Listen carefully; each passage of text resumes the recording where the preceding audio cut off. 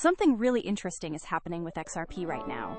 We've got extreme fear in the markets, but the whales just pulled 720 million XRP off exchanges. Let's break it down. Here's where we are right now. XRP is sitting at $1.2179, down about 3.2% in the last 24 hours. Now, I know that doesn't sound exciting, but here's the thing. Sometimes the best opportunities come when everyone's feeling scared. The trading volume is still healthy at 105 million XRP. And get this, XRP ETFs just saw $55.8 million in net inflows. That tells me the big institutions are still interested, even when retail investors are running away. Let me show you why this technical picture is actually more interesting than it looks. The RSI is sitting right at 51, perfectly neutral. Not oversold, not overbought. But here's what caught my attention. The MACD just flipped positive.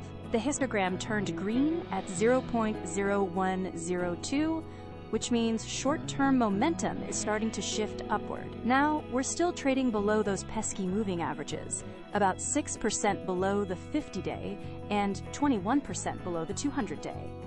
That sounds bad, but sometimes that's exactly where you want to be looking for bargains. You know what I've noticed about the macro environment? XRP has this crazy strong correlation with Ethereum at 90%, and it moves opposite to the dollar. So when the dollar gets weak, XRP tends to get strong. The interesting part is that it's been moving inverse to the stock market lately. While that creates some risk, it also means crypto could rally, even if stocks take a breather. On the regulatory front, we're seeing some positive developments. Senator Cynthia Lummis is pushing to make sure states get included in the stablecoin supervision process. Plus, there's over $4.7 million in crypto-backed spending for pro-crypto candidates. If this passes, here's what happens. We get clearer rules, and clearer rules usually mean more institutional money flowing in. The mood right now is, well, it's pretty terrible, honestly.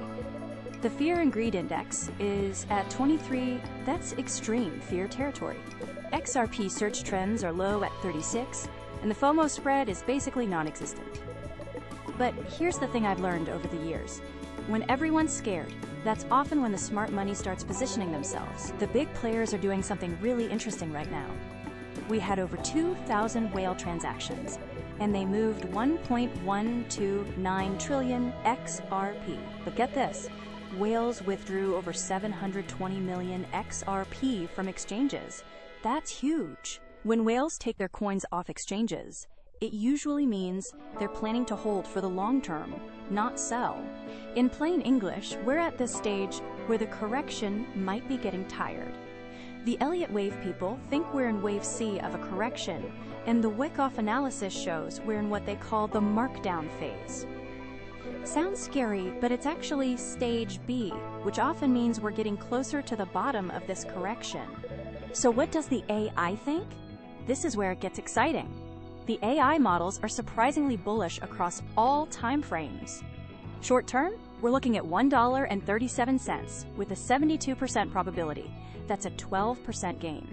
Medium term, it's predicting $1.49 with 61% confidence, a 23% jump. But here's the kicker. The 30-day prediction is $2.11 with 63% probability. That would be a 73% rally from here.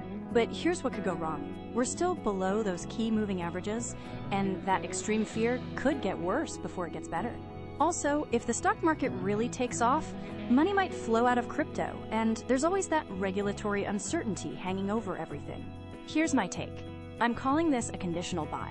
The whale accumulation, the MACD turning positive, and those AI predictions are too interesting to ignore. Here's my specific strategy. Entry between $1.20 to $1.22. Stop loss at $1.10. First target at $1.37. Second target at $1.50. But wait for a break above $1.32 before going heavy.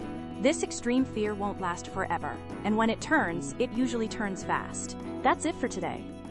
The setup is getting interesting, even if it doesn't feel like it right now. If this analysis helped you see the bigger picture, hit that subscribe button and give it a like. I'll be back tomorrow with more market insights. Take care.